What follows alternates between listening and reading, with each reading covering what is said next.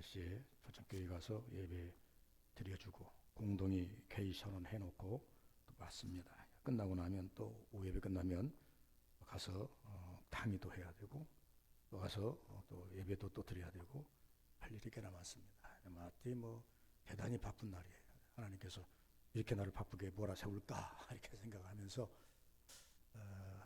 초청교회 부목사를 여기다 세우고 내가 거기서 좀 일을 볼까 하다가도 우리 성도님들을 바라보면서 내가 여기 추수감사절 쓰면 몇 번이나 쓰겠나, 3명 감당해야지 하고 그냥 10분 설교, 할 것도 없어요. 5분에서 10분 설교하고 그냥 바로 잡았습니다. 이해하십시오. 나 10분 설교만 하고 가려니까 당신은 다 알아서 하시고 이해하십시오 하고 왔습니다. 주는 우리 서부교회지 우리가 초청교회가 아니잖아요.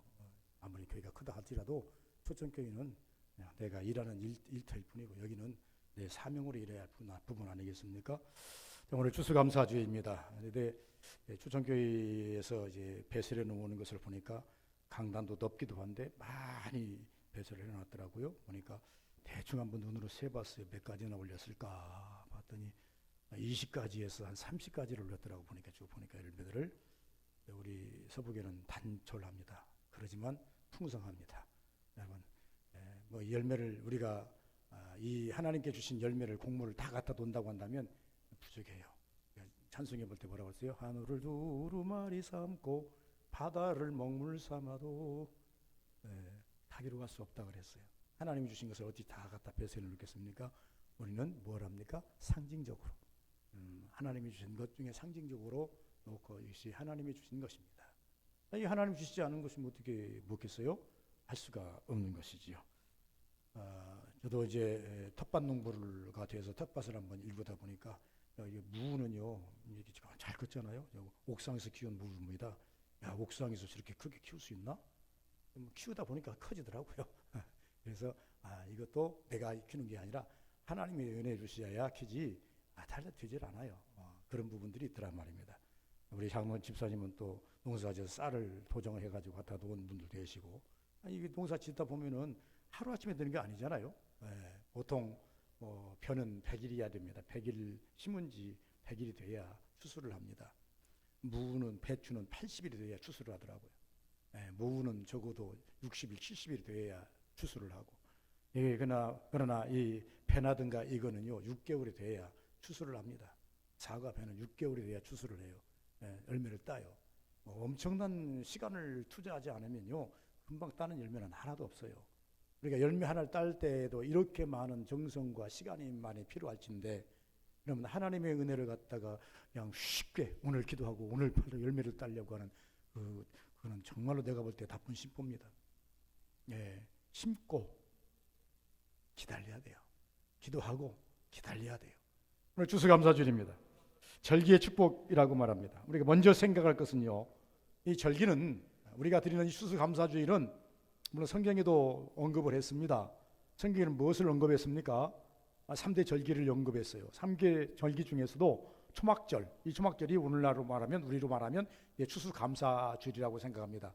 이긴 추수감사주일, 초막절을 우리가 지키는 그런 성경적으로 지키는 절기가 아니고 이것이 먼 훗날 이제 영국에서 대륙을 건너서 미국에 이제 안착하면서 청교도들이 와가지고 맨 먼저 농사를 지어서 풍성함을 얻었어요. 그럴 때 이들은 고생해서 영국에서 거기까지 오는 것도 힘들었지만 거기에 도착해서 그들이 풍토병에 의해 가지고 많이 죽고 또 환경과 싸우다 보니까 엄청 힘들었지만 그래도 하나님이 주셔서 은혜를 주셔서 이제 열매를 따게 됩니다. 그걸 계기로 해서 이들은 너무나 기뻐서 죽을 것 같은데 살았단 말이에요. 안 될 것 같은데 됐단 말입니다. 그래서 그들이 일주일 동안 밖에 나가서 구약적인 초막절처럼 하나님께 축제를 드린 그것이 모토가 되어서 오늘날 우리 교회들이 추수감사주일 일주일 드리는 것도 아니고 한 주일날 예배를 변형해서 열매를 갖다 놓고 하나님 앞에 그냥 마음으로 드리는 절대적으로 우리가 성경 따라가는 성경적으로는 못 드립니다. 성경적으로 드리려면요 모두가 다 어디로 나가야 돼요? 밭으로 나가야 돼요. 논으로 나가야 돼요. 그리고 난 다음에 뭘 해야 돼요? 초막치고 일주일 동안 거기서 먹고 자고 그리고 거기를 봐야 되는 것이 옳아요. 이스라엘은 그렇게 할 수 있었지만 그건 건기가 많기 때문에 할 수 있지만 우리는 그렇게 할 수 있는 상황이 아니란 말입니다. 그래서 우리는 상징적으로 이제 11월 셋째 주이면 우리 한국에 있는 모든 교회들은 11월 셋째 주이면 주일날 하나님 아버지 앞에 드리는 추수감사절로 합니다. 미국 같은 나라는 추수감사주일이 아니라 추수감사절이라고 해버립니다. 그래가지고 이때는요, 막 그 모든 가전제품도 엄청 뭐 장구 74님 그거 사셨으니까 뭐 몇십 년 사시는 거 알겠지만 엄청난 세일을 합니다. 폭탄 세일을 하고 막 축제를 하고 엄청난 것들이 막 쏟아져 나오는. 그래서 이 행사 중에서 최고로 절기 중에서 크리스마스하고 그 다음에 추수감사주일은 대단한 절기로 그들이 지키는 것을 볼 수가 있습니다. 이것은요, 청교도 신앙을 받은 사람들이 그냥 예수를 안 믿더라도 국가적으로 절기를 지키는 그런 모습을 합니다. 그래서 심지어 그들은요, 남북 전쟁할 때도 추수감사주일 때 절 때는 서로 휴전을 하지 않습니까? 야, 이 추수감사절만큼은 서로 전쟁하지 말자. 그래서 일주일 동안 우리가 열심히 서로 죽이자. 해가지고 저들이 서로 이게 합의를 해가지고 그 극렬한 전쟁 가운데에서도 남북 전쟁이 우리나라 남북 전쟁이 아니고 미국 남북 전쟁이 일어났을 때도 극렬한 전쟁 가운데에서도 일주일 동안은 절대 전쟁을 안 해요. 총을 안 쏴요. 즐기고 그렇단 말입니다. 그것은 단지 즐기겠습니까?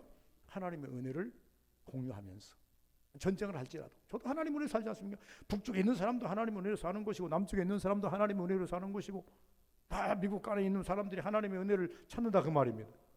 여기에 평화가 있는 거고 여기에 은혜가 있는 거고 여기에 축복이 있는 것 아니겠느냐 그 말입니다. 이제 절기의 축복이라고 먼저 생각해 볼 것이 무엇이냐? 세월입니다. 오늘 심어서 내일 거두는 것이 없다는 것입니다. 장사와는 다르다는 겁니다. 우리는 추수감사절에 하나님 앞에 나와서 항상 지킬 때에는 먼저 생각할 것이 뭐냐면 세월. 무엇을 하든지 하루 오늘 심어서 내일 거두는 것은 결코 있을 수가 없다는 거죠. 세월을 생각하셔야 돼요. 이 세월 속에 비바람 맞아가며 또 가뭄 견뎌가며 그러면서 모질게 크는 그런 것도 있고 또 훅 크는 것도 있고 두 번째는 땀입니다. 수고한 만큼 얻어진다는 것이 법칙입니다. 수고한 만큼 얻어지는 것이 이 진리의 법칙이라고 하는 것이죠. 제가 두 가지를 해봐요. 하나는 뭐냐면 옥상에다가 텃밭 10평을 만들어가지고 흙이 30cm밖에 없기 때문에 제대로 가꾸지를 못해요. 왜냐하면 금방 말라버리고 땅심이 없다 보니까 일반 땅에서 씹어서 먹는 것보다 70%밖에 안 자라더라고. 70%밖에는 안 자라. 그래서 야, 땅심이라는 것이 대단하구나. 그리함에도 불구하고 태안에는 제가 일주일에 한 번씩 가잖아요. 일주일에 한 번 가가지고 보는 것과 여기는 뭐 새벽 예배 끝나면 바로 올라가서 한번 이렇게 굳어보고 벌레 있으면 잡아주고 문제 있으면 해결해주고 그러니까 이 옥상치가 더 잘 커요. 더 건강해요. 여기는 약을 안 줘도 돼요. 근데 태안은 약을 안 줄 수가 없어요. 일주일에 한 번 가면 뭐 벌레들이 막 올라와 버리고 뭐 균이 생겨버리고 이래가지고 뭐 관리하기가 없더라고요. 그래서 제가 생각할 것이 야, 얘 농부의 땀이에요. 좋은 열매 우리에게 오는 것도 농부의 땀. 크다. 우리는 시장에 와서 야, 저 열매 좋네, 크네. 큰데 클 수밖에 없는 요인이 있어요. 그건 농부가 더 땀을 많이 흘렸다는 거예요. 정성을 더 많이 쏟았다는 얘기. 할 수 있는 한 모든 것을 다 동원했다는 얘기. 자기 있는 지식 없으면 남의 것이라도 빌려다가 지식을 동원해서 그래서 다 가꾸었다는 겁니다. 하나님께서 우리에게 주신 지혜가 있어요. 하나님께서 우리에게 주신 고유한 지혜가 있습니다. 이 고유한 지혜를 가지고 은혜를 가지고는요 무엇을 할 수 있습니까? 평균은 갈 수 있어요. 그러나 평균 이상을 가려고 한다면 지혜 위에 무엇을 기대해야 돼요? 하나님의 은혜를 구해야 돼요. 이게 우리가 이 땅에 살아가면서 신앙생활 하면서 항상 마음으로 정하고 갈 사항이에요. 그래, 보편적인 거, 믿는 자나 믿지 않는 자 모든 사람들이 다 똑같이 할 수 있는 이 보편을 넘어서려고 한다면 하나님의 은혜가 필요하다. 하나님의 은혜가 필요한다고 하는 것은 무슨 하나님께 구해라는 겁니다. 그래서 좀 더 머리를 쓰고 좀 더 지혜를 빌리고 농부의 땀이다. 수고한 만큼 얻는다는 것이죠. 수고하지 않으면요 얻어질 수가 없는 거예요. 올해는 뭐 그게 없었다만 작년에 보면요, 여기다 바로 이 쌍용 아파트 쪽 바로 논이 있습니다. 논이 있는데 그 논을 사가지고 이제 이 양반이 농사를 못 짓는 것 같아요. 그러니까 봄에 보면 노타를 쳐가지고 모는 심어놔요. 관리를 안 해버려요. 가을에 보면요, 풀이 너무나 무성해가지고 배지도 않아. 이 극렬한 대조가 되는 거예요. 주인이 있어가지고 옆에 사람마다 관리하는 논하고, 이거는 심어놓고 방치해버린 논하고, 보면 가을에 보면 이 열심히 가꾼 논은요, 예, 배가 이렇게 자라가지고 목이 쑥어지고 수확을 하는데, 방치한 논은요 하나도 딸 것이 없어. 풀밭으로 이미 다 점령이 돼버려요. 수고한 만큼 얻어지는 것이다. 인내라고 하는 것입니다. 수고를 넘어서 먼저 생각할 것은요, 농부가 가을에 열매를 따는 것은요, 예, 절기의 축복이니까 이 절기에 보면 인내입니다. 인내. 인내라고 하는 것은 대단한 인내입니다. 그냥 보통 인내 갖고 되는 게 아니라, 적어도 뭐를 심어가지고 쌀도 가지고 정경심 가지고 갖다 놨습니다만은, 이것이 탈곡해가지고 내 창고까지 들어오기까지는요, 수없는 인내가 필요합니다. 수없는 인내가 필요해요. 하나님의 은혜 안에 사는 우리가 인내 없이 열매를 기대하는 것은 결코 좋은 것이 아니다. 이스라엘 백성들이 애국을 떠나서 광야를 지나서 요단을 지나서 가나안 땅에 들어가는데요, 들어가야 되잖아요. 나왔으니 들어가야죠. 애국으로 다시 돌아갈 수 없잖아요. 이들이 애국에서 나온 이상 어쩔 수 없이 이제 빨리 들어가든 늦게 들어가든 어쨌든 간에 이들이 들어갈 곳은 가나안 땅 아닙니까? 들어가야 되잖아요. 그러다 보니까 선조들이 잘못했던, 이스라엘 백성들이 잘못했던, 하나님께서 그들을 굴리기 시작합니다. 광야에서 40년 동안 굴리기 시작합니다. 온기를 다시 가기도 하고, 척박한 곳에서 그들이 삶을 영위하기도 하고. 그렇지만 그들은요, 어쨌든 어디를 가야 됩니까? 가나안 땅에 들어가야 종집으로 짓는 거예요. 그러니까 인내할 수밖에 없는 거예요. 우리가 한번 농부들이 곡식을 시험 놓으면 그 열매 따기까지 벌레가 있으면 있는 대로, 날씨에 가뭄은 가문 대로, 비가 오면 비가 오는 대로 염려하면서 물고보 관리하고 물 관리하고, 그 다음에 이제 그 모든 그 곤충 관리하면서 인내해야 돼. 다른 게 없습니다. 농부의 기쁨은 무엇인 줄 아십니까? 모든 환경과 싸워서 인내하고 나중에 열매를 딸 때 모든 근심은 다 사라집니다. 거기에다가 값을 많이 받으면 금상첨화해. 금상첨화. 여러분, 우리가 이 신앙생활을 하면서 한번 생각해 보시기 바랍니다. 절기니까 농부의 인내를 보라. 성경에 보니까 농부의 인내를 생각하라 그랬어요. 우리는 가끔씩 이렇게 생각해 봐야 됩니다. 우리가 열심히 예수 믿어서 하나님께서 주신 은혜가 내 생각보다 넘칠 때에 모든 수고 다 잊어버리는 것처럼 하루아침에 우리 신앙생활이 모든 것이 완성되는 것은 아니라 그 말이에요. 농부의 심정을 가져야 된다는 거예요. 두 번째는 열매입니다. 빛깔을 보라는 거죠. 인간이 만들 수 없는 하나님께서 주신 빛깔이라고.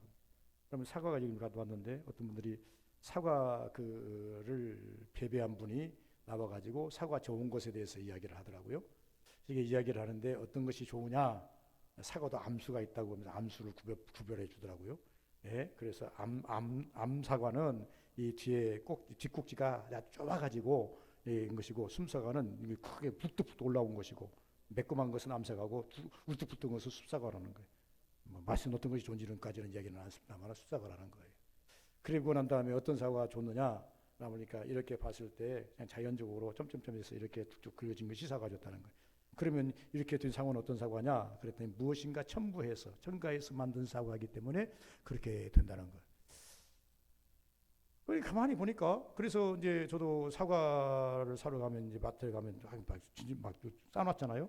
단호하게 한번 싸놓습니다. 싸놓으면 크기도 좋지만은 빛깔을 봅니다. 그래서 그 사람의 주신 노하우를 가지고 자연 빛깔로 의해서 이게 익은 사과냐, 자연 빛깔이 아니고 무엇인가 가미했냐, 이걸 봐가지고요, 자연 빛깔로 만들어진 농익은 사과를 갖다 먹으면 확실히 맛이 다릅니다.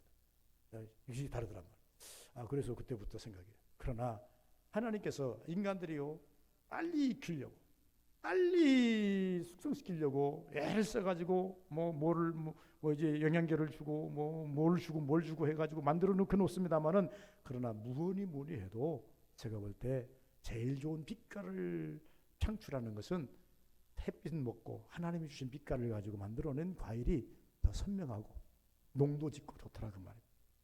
인간이 할 수 있는 것이 무엇인가? 그래서 빛깔을 보라는 거예요. 인간이 만들 수 없는 하나님의 빛깔, 생김새를 보라는 겁니다. 생김새가 각각 다르지 않습니까? 인간이 만들 수 없는 작품으로 보라고 말이에요. 우리가 무엇을 하나 볼 때 항상 하나님의 은혜적인 측면에서 보면 답이 나와요. 그러나 하나님의 은혜적인 측면에서 안 보면요 답이 없어요. 우리가 이 세상에 살면서도요 하나님의 은혜적인 측면에서 접근하면요 싸울 일 없어요. 근데 하나님의 은혜적인 측면이 아니면요 맨날 싸웁니다. 왜 그러냐면, 왜 나만, 왜 내 가정만, 왜 내 목회만, 왜 내 교회만, 왜 내 삶에만 딱 국한시키면 안 된다 그 말이에요. 제가 이 땅에 살면서 하나님의 은혜를 받고 난 이후부터 제 입에서는 원망을 하지 않습니다. 원망이라는 것은 결코 제가 은혜를 받다 보니까요 원망을 추적하다 보니까 막 원망하다 보면 하나님을 원망하더라고요. 원나라에 내 처지를 원망하고 내 주변을 원망하다 보면 나도 모르게 하나님을 원망하고 있더라고요. 하나님은 원망의 대상이 아닌데도 내가 하나님을 원망하면 되겠습니까? 그래서 절대 내 입에서는 원망이라는 것은 나와서, 하나님은 나를 이 땅에 보내준 것만도 감사한, 이 땅에 태어나게 하신 것만도 감사하고, 나를 하나님의 백성 삼으신 것만도 감사한데, 구원의 백성 삼으신 것만도 감사한데, 그것도 모자라 나를 최종으로 세운 만도 감사한데, 내가 사명 다 감당 못해서 내가 부족한 것이지 하나님이 부족한 것이 있겠는가? 그래서 그 다음부터는 제 말하면 원망하지를 않습니다. 그냥 받아들이는 거예요. 그래, 내 부족 때문에 하나님이 준 은혜를 자꾸 생각해. 크고 작음이 자생적 은혜를 차별이라고 하는 것을 볼 수 있습니다. 하나님께서는요, 오늘 제가 인터넷을 이렇게 봤어요. 최고의 신랑감이 1등 신랑감이 누군가 봤더니, 야 대단하다. 서울대 나오고 법대 나오고 뭐 나오고 이러더라고. 장차관, 적어도 장차관 아들은 돼야 되고, 그게 1등 신랑감이랍니다. 의사는 그러면 꽤나 높은 줄 알았어요. 의사는 4, 5번, 6번째로 내려갔더라고. 여기 나갔어요. 신부의 최고의 1등 신부감은 무엇인가 그랬더니, 1등 신부감 역시 마찬가지로 적어도 장차관급 이상의 딸이 돼야 1등 신부감이래요. 1,000억 이상 가지고 있는 재벌가 돼야 1등 신부감이래요. 이야, 우리는 존재감도 못 찾습니다. 우리 아들들을, 우리 딸들은요 존재감도 못 찾아요. 극히 서민, 열 몇 번째까지 있는데 열 몇 번째까지 보니까 없어. 그러고 난 다음에 이제는 그냥 갖다가 그냥 하나로 묶어놨어. 찾지 못한다. 나머지는 똑같아. 등급을 매겨놨다. 14번. 신랑 같은 거 14번째, 신부는 뭐 10번째까지 이렇게 등급을 1, 2, 3, 4 쭉 매겨놨더라. 그래서 눈 씻고 봤어요. 우리 자녀들이 과연 얼마나 여기에 부합할까. 참 슬픈 얘기예요. 슬픈 얘기. 그러나 절대 슬프지 않습니다. 하나님께서는요, 이 땅에, 제가 우리 목사님들에게 이렇게 설명을 하고 그런데 설명합니다. 하나님께서 세우신 목사는, 사명을 줘 세운 목사는 절대 굶지 않는다. 저희가 크고 작음이 문제가 아니라 결코 궁색하지 않다. 여러분, 우리가 인간적으로 보면은요 참 안 됐다 할는지 모르지만요, 하나님 은혜 측면에 보면 부족함이 없다니까요. 성경적으로 우리가 사시자 그 말입니다. 성경은 뭐라 그랬어요? 많이 거둔 자도 남음이 없고 적게 거둔 자도 부족함이 없더라. 이게 성경입니다. 그러면서 하나님께서 이 땅에 오셔서 뭐라 그랬어요? 너희는 먼저 구할 때 일용할 양식을 주옵시고, 일용할 양식이 뭡니까? 오늘 하루의 기쁨입니다. 오늘 하루의 만족입니다. 오늘 하루에 내가 있어야 할, 내게 있어야 할, 내가 필요한 하나님의 은혜의 공급입니다. 이 땅에 천년 만년 사는 것도 아닐진데 뭐 쌓아놓고 사는 것이 그 은혜입니까? 어떤 분이 그런 얘기를 하더라고요. 돈을 많이 가지고 있어요. 땅을 많이 가지고 있어요. 그랬더니 하는 얘기가 뭐냐면, 나는 딴 거지라고.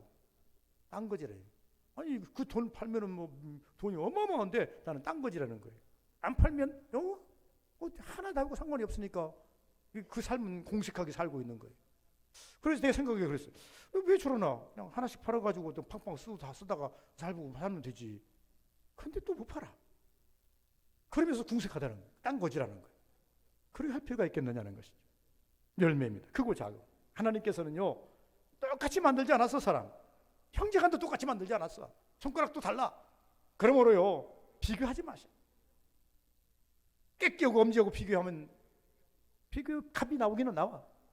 긴 손가락과 짧은 손가락과 대 보이는 값이 나오기는 나와. 그런데 그 값을 매겨가서 뭐 하겠냐 그 말입니다. 깨끼는 깨끼대로, 엄지는 엄지대로 기능이 다른데, 쓰임새가 다른데 왜 그러냐 그 말이에요. 하나님 이 땅에 우리를 보내주시고 우리가 이 땅에 살면서 우리의 쓰임새가 다른데, 쓰임받기에 합당하게 우리를 창조하시고 하나님께서 우리를 세우셨는데 그것 때문에 좌절하고 실망할 필요는 없다는 거예요. 과연 내가 오늘 하나님 은혜를 받고 사느냐, 은혜를 받지 못하느냐, 여기를 한번 뒤져볼 필요는 있는 거예요. 하나님께서 이 땅에 나를 보내주셨는데, 이 땅에 나를 세워주셨는데 과연 오늘 내 삶 속에 하나님의 은혜가 깃들어 있느냐 없느냐, 이것은 한번 정말로 여러분 면밀하게 한번 뒤져볼 필요가 있는 거예요. 만약에 하나님의 은혜가 내게 없다고 한다면, 아무리 내가 부자여도, 아무리 내가 잘났어도, 내가 1등 신랑감이어도 1등 신부감이어도 슬퍼하고 애통해야 돼요. 그러나 우리는 아무 무적으로 나갔다 할지라도 오늘 또 내게 하나님의 은혜가 있다고 한다면, 하나님의 섭리가 있다고 한다면 기뻐하고 즐거워해야 돼요. 하나님을 여호와로 주인 삼고 사는 사람이 슬퍼할 겨를이 어디 있어요? 하나님께서 뭐라고 그랬어요? 슬퍼하는 그 시간에 기도하라는 거예요. 슬퍼하는 그 시간에, 괴로워하는 그 시간에 나를 찾으라는 겁니다. 마음이 답답해서 울적한 그 시간에 나를 향해서 얼굴을 들라는 겁니다. 하나님은 우리에게 그것을 요구하시는 것이지, 그것 때문에 고갈되고 좌절하고 할 필요가 없다는 것이죠. 그러면서 우리가 자연적인 위치에서 열매를 보면서, 크고 작은 걸 보면서, 빛깔을 보면서, 농부의 인내도 필요하지만은 그 생김생이를 보면서 하나님의 작품 아닙니까? 맨 처음 하나님께서 창조의 원리에 보면, 창세기 보면 만드시고 보시기에 심히 좋았더라. 똑같으면요, 일률적이면 보기에 별로 좋지가 않습니다. 균형이라는 것을 우리가 잘 알지 않습니까? 획일적으로 똑같은 것을 만들어 놓으면요, 야, 참 많다, 야, 창대하다, 이렇게까지는 우리가 볼 수 있지만은요, 그러나 아름답다고는 하지 않습니다. 아름다움은 무엇입니까? 크고 작음이 어우러질 때의 아름다움인 것입니다. 꽃도 보면 우리가 철쭉을 지나갈 때 보면요, 철쭉도 빨간 꽃만 쫙 있고 파란 꽃만 쫙 있고 별로 그렇게 아름답게 보이지 않습니다. 그런데 이 철쭉을 볼 때면 빨간 것도 있고 파란 것도, 노란 것도 있고 하얀 것도 있고, 이 어우러졌을 때에 한 것도 보기가 좋은 거예요. 빨간 것은요, 하얀 꽃에 그 부족함을 채우고, 하얀 꽃은 빨간 꽃에 그 부족함을 채워주기 때문에, 빛깔의 조화를 통해서 채워주기 때문에, 그렇기 때문에 아름다운 거예요. 저는 이렇게 생각해 봅니다. 가끔씩 보면 이제 이 결혼한 부부들을 이렇게 본단 말이에요. 보면은요, 체질들이 조금씩 달라요. 남자가 뜨거우면 여자가 차갑고, 여자가 뜨거우면 남자가 이제 차갑고. 야, 하나님 참 좋아하는 참 대단하시다. 왜 그러냐면, 뜨거운 사람끼리 둘이 붙여놓으면요, 불타버려서 못 살게. 차가운 사람끼리 둘이 붙여놔버리면요, 냉골이 돼서 못 살 것 같으니까 조화를 이루어서, 누군가는 누구의 덕을 보고 누군가는 누구를 의지해서, 그래서 하나님께서 서로 의존적으로 살려고 만들어 놓은 것 아니겠어요? 모든 삶의 이치가 그렇지 않냐 그 말입니다. 풍성입니다. 풍성은 무엇입니까? 눈으로 보는 풍성도 봐야 돼요. 우리가 눈을 들어서 이렇게 들판을 보거나, 눈을 들어서 이게 과일나무를 보거나, 올해는요, 태풍이 없어서 과일들이 풍년입니다. 풍년 중에서도 무엇이 풍년인가 하니까, 대봉시가 풍년입니다. 작년에 보면은 뭐 10kg짜리 하나 살려면 3만 원, 3만 5천 원 그러는데, 올해는요 10,000원짜리도 있더라고요. 이야, 엄청 싸졌어요. 그런데 지나다 보면요, 감나무마다 감이 얼마나 많이 달렸는지, 그냥 뭐 안 달린 감나무가 하나도 없어요. 그래서 처음에 이 감이 이제 시장에 나오기 전에, 딱 올해는 감 좀 싸겠네. 전국을 돌아다녀봐도 감나무마다 이 감이 안 달린 감이 없어요. 충청도도 그러고 전라도도 그러고 저 밑에 내려가도 그러고, 이 감나무마다 감이 그냥 빨갛게 얼굴을 내오는데 엄청 많이 들더라고요. 아닌 게 아니라 시장에 가봤더니요, 대봉씨가 9,000원짜리도 나오더라고요. 10kg에. 이렇게 싼 것은 처음 봤어요. 눈으로 보는 풍성입니다. 그런데 참 보기는 좋아요. 농부들이 많이 나와가지고 이게 싸니까, 값이 싸니까 아이고 이거 좀 더 값이 싸가지고 배 것이 없네 할란지 모르지만, 그러나 농부 아닌 저는 이렇게 지나면서 볼 때 야, 올해 참 풍년이네. 여러분, 어쨌든 하나님께서 풍년을 주어야 민심이 흉하지 않습니다. 만약에 하나님께서요 풍년으로 다 갖다 흉년으로 갖다 몰아 때려버리면 민심이 흉년이기 시작합니다. 농사 안 짓는 사람도 더불어서 마음이 무너져. 농사 짓는 사람도 마찬가지지만 흉년이 되면 나눔이 적어져 버려요. 풍년이 되면 나눔이 많아져. 여러분, 우리는 어떻게든지 간에 우리는 나눔 속에서 서로 기쁨을 누리지 않습니까? 이런데 이렇게 되더라고요. 그래서 풍성, 눈으로 보는 풍성이 있다. 여러분, 가을이라고 하는 것은요 적어도 우리 보니까 창고에 드리는 풍성이 있습니다. 창고에 드리는 풍성. 우리는 문경 사회에서 사는 사람도 아니고 요새는 도시이고 전부 다 이게 이제 삶이 터전이 뭐 농사 짓는 사람들이 아니기 때문에 그런 건 모르겠습니다만은, 우리 집 가다 보면 남면 바로 옆에 한 500, 200m 전에 그 남면의 모든 그 곡물을 다 집합하는 집합 장소가 있습니다. 뭐 어떤 때는 뭐 땅콩도 무엇도 시기가 되면요, 이야, 창고가 엄청 많은데 쟁일 수가 없어가지고 마당에다가 쟁여놨는데 보니까 이거 대단해요. 이 엄청난 이 1톤짜리 그 마대를 쟁여놨는데 이 한 줄에 보통 보면 한 몇백 개씩 세워놨는데 그 줄이 내가 세어보니까 10개도 20개도 넘어요. 남면에 모든 곡식들을 전부 다 갖다 놨더라고. 그러면서 생각합니다. 어떤 차들은요 큰 8층초로 딱 그냥 하나 둘 셋 넷 6개를 9개를 싣고 옵니다. 야, 적어도 한 채만 주어도 내가 1년 풍성히 먹고 살겠네. 저렇게 망땅 곡물을 빼가지고 오는 사람은 얼마나 좋을까, 얼마나 기쁠까. 값을 떠나서 많이 싣고 온다고 하는 것 자체가 풍성입니다. 풍성, 창고에 있는 풍성. 더 나가서 성경에서 말합니다. 하나님께서 이스라엘 백성들에게 이렇게 말합니다. 너희들이 내 말대로 절기를 지키고 내 말대로 절기만 지킬 것이 아니라 안식년을 지키고 신년을 지키면 너희들에게 풍성을 주겠다. 풍성을 주는데 어떻게 주시겠다 그랬어요? 6년 일하고 땅을 1년 쉬어라. 그러면 7년째 되는 날 먹고 8년째 되는 날까지 먹을 수 있도록 2년치를 주겠다 그랬어요. 2년치를 주겠다.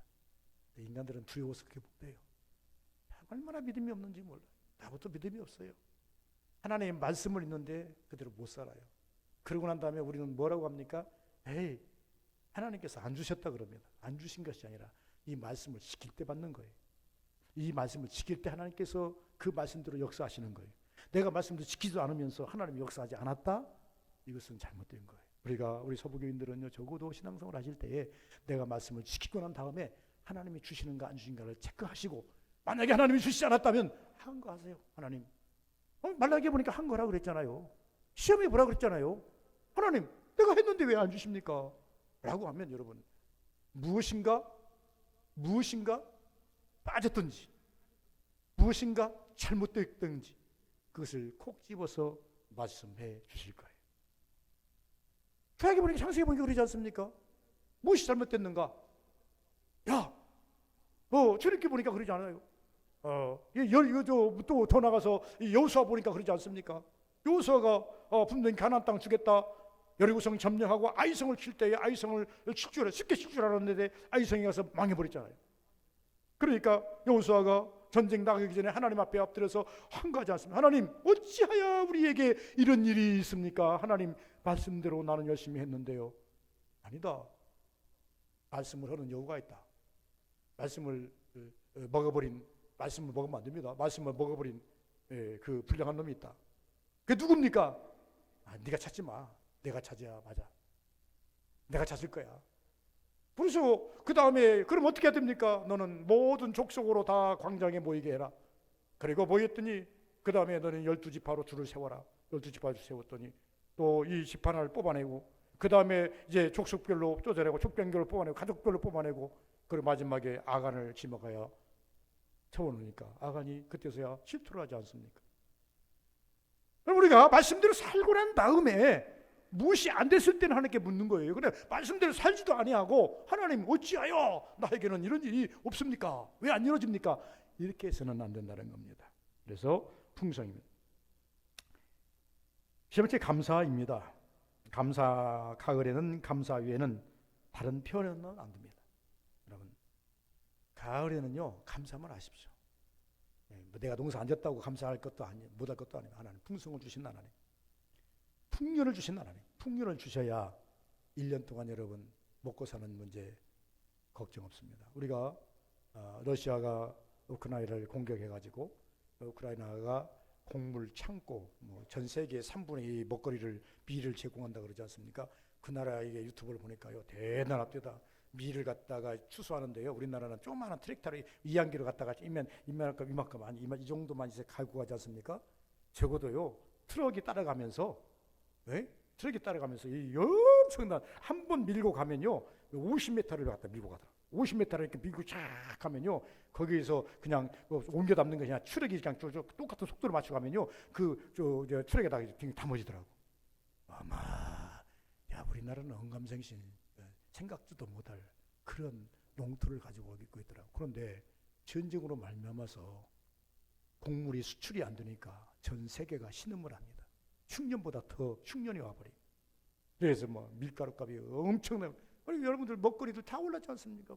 라면값 올랐지, 밀가루랑 다 올라가, 과자값 올라갔지, 짜장면값 올라갔지, 안 올라간 것이 뭐가 있어요? 빵값 올라갔지, 여러분 흉년이라는 것은 그렇게 우리에게 좋은 것은 아닙니다. 좋은 것은 아니에요.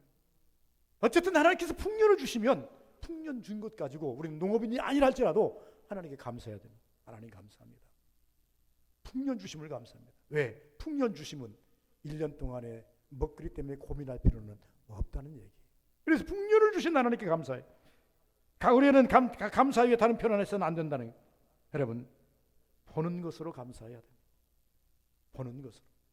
아무리 시간이 없어도 가을에는요 한번 들판을 한번 쑥 한번 차를 타고 지나갈 필요가 있어요. 가을에 혹시 우리 김제평야 있지 않습니까? 호남평야라고 그러죠. 이게 정군도로만 쫙 가더라도요 산업도로만 쫙 타서 저 군산 어디 갑니까 비용도까지 가다 보면요 광활하게 펼쳐진 그 벼 황금물결 이런 거 보면요 참 경이롭다 생각이 돼요. 내 마음이 풍성해져요. 그런데 몇 년 전에는요 이 벼들이 전부 다 이게 멸구가 먹어가지고 노열병 때문에 다 폭삭 참 내가 농부가 아니어도 내 마음이 상해요. 왜 그러냐면 이 건불이 다 곡식이 다 죽어버려. 농부의 마음은 얼마나 힘들겠습니까? 그러면서 염려가 돼요. 저기 올해는 흉년이네. 흉년이면 내년값에 쌀값 올라가겠네. 벌써 염려가 되는 거예요. 우리는요 하나님의 은혜 이게 하나님의 은혜 아니고는 우리가 뭘 어떻게 설명합니까? 먹고 입고 쓰는 것이 다 하나님의 은혜 아닙니까? 일반인도 주는데요 이렇게 말하지 마시고 하나님의 은혜가 말하지 않아요. 하나님의 은혜는 일반적인 은총과 그다음에 특별한 은총이 있다고 그랬어요. 자연적인 은총과 초자연적인 은총이 있다고 그랬어요. 일반적인 은총과 자연적인 은총은요 믿는 자나 믿지 않는 자에게 동일하게 주시는 하나님의 은혜이고 그다음에 초자연적인 것과 특별한 초자연적인 것과 특별한 은혜는 하나님께서 특별히 믿는 성도들에게 베푸시는 하나님의 은혜예요. 우리는 이것이 두 가지를 다 같이 공유해야 돼요. 특별한 은혜만 가지고는 못 살아요. 특별한 은혜만 갖고 사는 게 아니에요. 하나님께서 우리에게 이 두 가지를 병행하게 만드셨어요. 일반적인 은총으로도 살지만은 그러나 우리가 뭘 또 해야 됩니까? 특별한 은혜도 받아야 돼요. 이 특별한 은혜 속에 뭐가 있느냐 그러면요 하나님이 돌보시는 은혜가 있고 하나님이 깨닫게 해주시는 은혜가 있어요.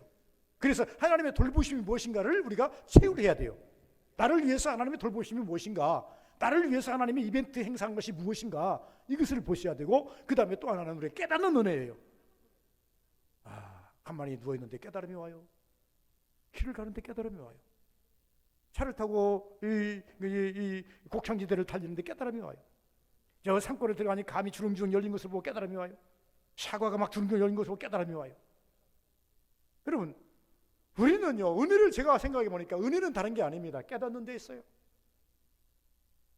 그래서 우리는 적어도 하나님이 주신 은혜를 이렇게 받아야 된다는 거예요. 다른 것 위에 생각만 해요. 보는 것으로 감사, 먹는 것으로 감사해요. 먹는 것으로 감사. 먹는 것으로 감사해야 돼요. 어떤 분이 목사님이 저를 많이 사랑하는 목사님이 그래요. 목사님 어디 가서 제가 산삼을 캤대. 그러더니 목사님 그래 좋겠네. 그러더니 많이 캤다고 나를 갖다가 100뿌리를 갖다 줘요.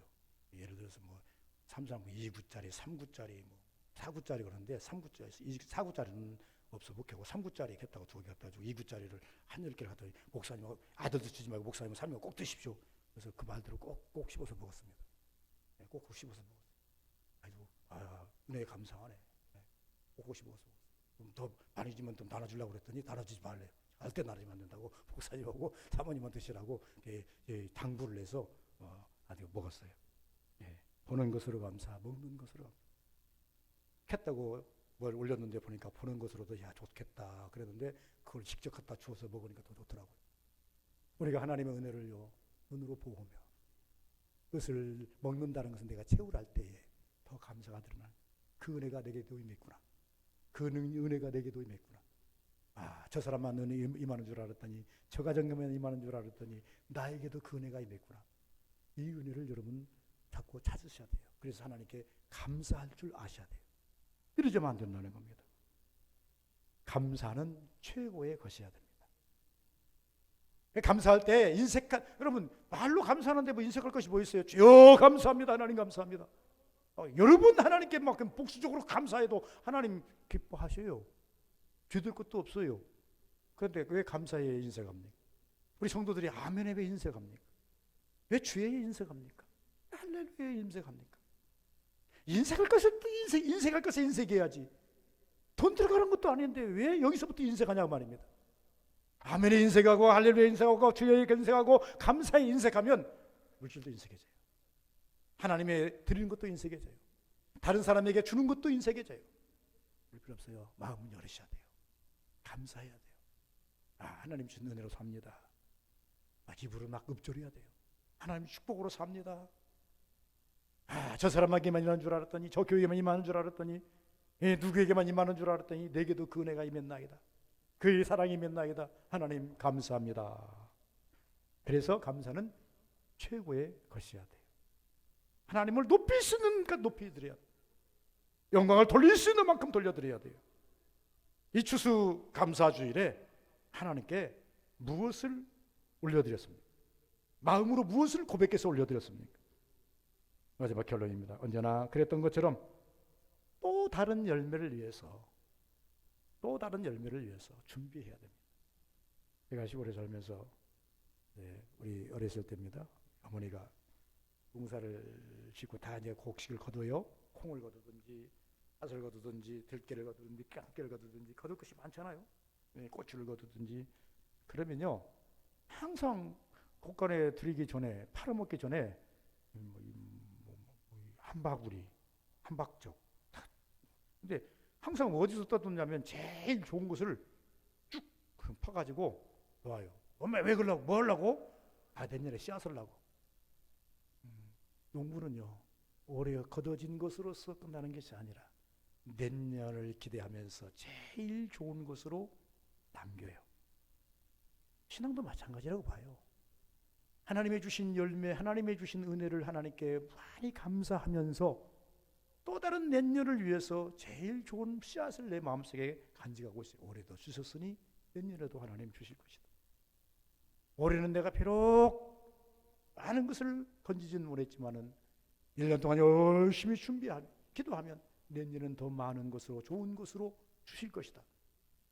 우리는 미래성을 보면서 하나님께 기도하면서 살아야 돼요. 오늘만 사는 게 아니잖아요. 그 은혜가 농부의 심정을 추수감사주이기 때문에 제가 말씀드리는 거예요. 농부는 그러더라 그 말입니다. 내년을 위해서 또 다른 것을 준비하는데 제일 좋은 것으로 남겨놓고 기대하고 준비하더라 그 말이에요. 우리 신앙인들이 올해 하나님의 은혜를 많이 받으셨습니까?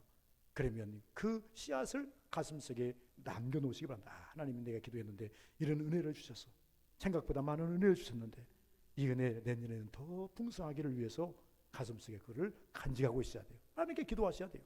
주여 올해는 이런 것을 주셨지만 내년에는 더 많은 것을 허락하실 줄 믿습니다 라고 기도할 수 있는 우리 살아보는 절기의 축복이 임하기를 주의 이름으로 축원을 드립니다. 거룩하신 아버지 감사합니다. 복된